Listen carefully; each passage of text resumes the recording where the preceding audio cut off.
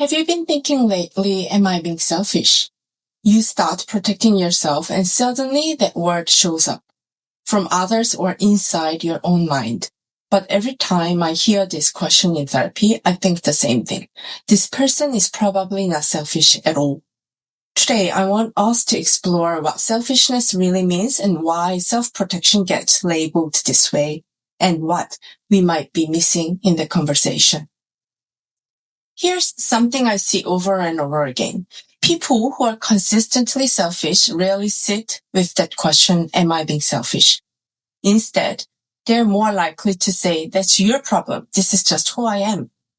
The people who do ask this question are often those who've spent years carrying emotional responsibility for others, always apologizing, always shrinking, always putting their needs last. This confusion grows especially strong if you grew up around people who depended on you emotionally or had high expectations of you. You're selfish. You only think about yourself. Over time, your nervous system learns something quietly. Love means erasing yourself.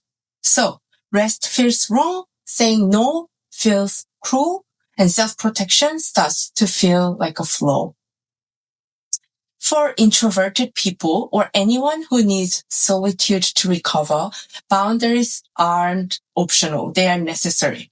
And if you're burned out or simply surviving day to day, your emotional capacity changes. From the outside, it may look like you've changed or become selfish, but often this isn't selfishness at all. It's your nervous system adapting to survive. So, what's the difference between selfishness and self-protection? It's not about empathy. It's about responsibility. Healthy self-protection says, I see that you're struggling, but fixing this isn't mine alone to carry. Selfishness, on the other hand, disconnects from empathy altogether. Those are very different states.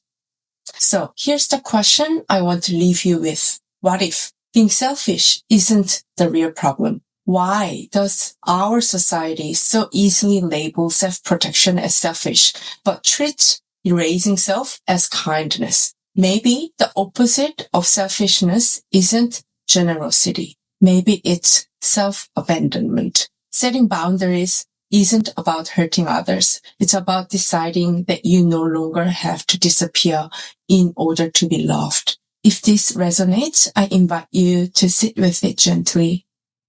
This channel exists to help you feel less alone through psychology and compassion. I wish you safety, rest, and a little more room to be yourself.